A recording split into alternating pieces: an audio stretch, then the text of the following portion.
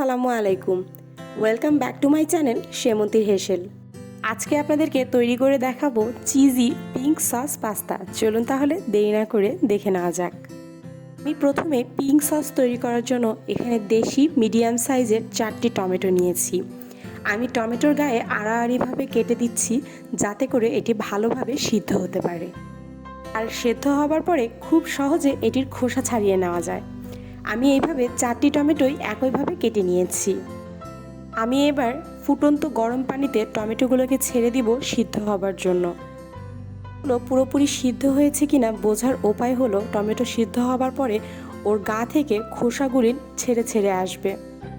এবার সবগুলো টমেটোর খোসা ছাড়িয়ে নিয়ে আমি একটি ছুরির সাহায্যে এই টমেটোগুলোকে একটু ছোট ছোট করে টুকরো করে নিচ্ছি। সবগুলো টমেটোকে একই প্রসেসে ছোট ছোট টুকরো করে নিয়েছি। এবার আলাদা একটি পাত্রে আমি পানি দিয়ে দিচ্ছি প্রায় 3 কাপের মতো। তাতে অ্যাড করছি অল্প কিছু লবণ আর খুব সামান্য রান্নার তেল। পানিতে একদম টকবগে ফুটন্ত বলক চলে আসলে দিয়ে দিব পাস্তাগুলো খুব ভালোভাবে সিদ্ধ হয়ে এলে একটি স্ট্রেনারে পানি ঝরতে দিয়ে ঠান্ডা করে নিব। পর হোয়াইট সস বানানোর জন্য আমি একটি ফ্রাইং প্যানে দিয়ে দিচ্ছি 2 টেবিল চামচ পরিমাণ বাটার একটু মেল্ট হয়ে এলে তাতে অ্যাড করছি অল পারপাস ফ্লাওয়ার 1 টেবিল চামচ। এ পর্যায়ে চুলার আঁচ কিন্তু একদম মিডিয়াম আর লোয়ের মাঝামাঝিতে থাকবে।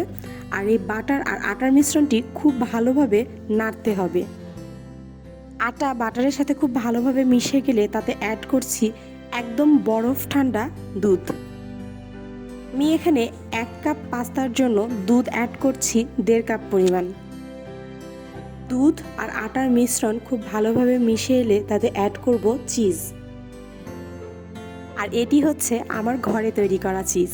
বাসায় কিভাবে আপনি চিজ তৈরি করবেন খুব সহজে তারই একটি রেসিপি আমার চ্যানেলে দেওয়া আছে, লিংক ডেসক্রিপশন বক্সে দেওয়া থাকবে। চিজ দিয়ে খুব ভালোভাবে নাড়াচাড়া করে এটিকে দুধ আর আটার সাথে মিশিয়ে নিতে হবে।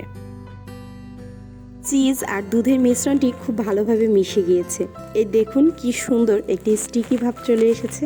এটা কিন্তু একদম বাসায় তৈরি চিজ, তাও কতটা পারফেক্ট স্টিকি।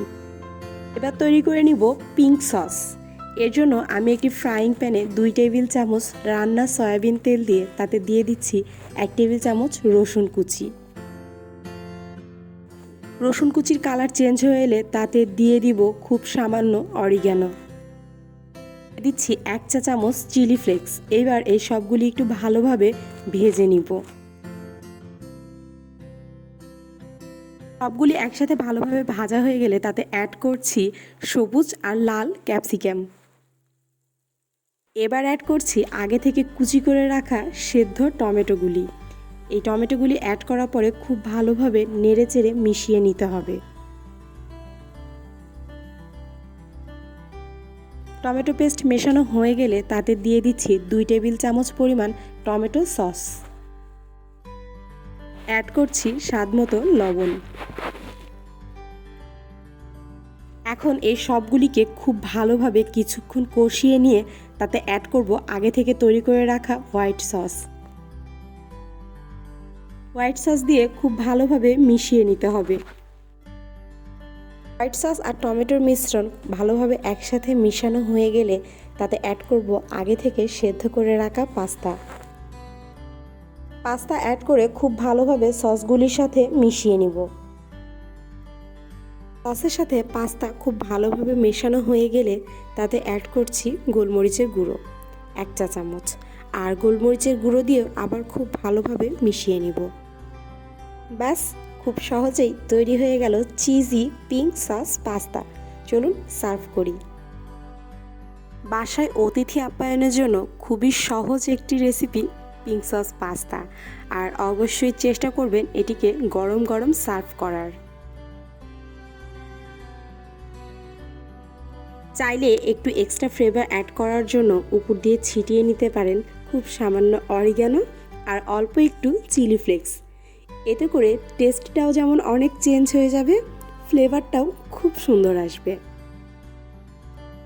বাসায় অবশ্যই ট্রাই করবেন, আর টেস্ট কেমন হয়েছে আমাকে কিন্তু কমেন্টে জানাতে একদমই ভুলবেন না। যারা এখনও আমার চ্যানেলটি সাবস্ক্রাইব করেননি তারা প্লিজ সাবস্ক্রাইব করে দিন আর পাশে থাকা বেল আইকনটি ক্লিক করে দিন। আল্লাহ হাফেজ।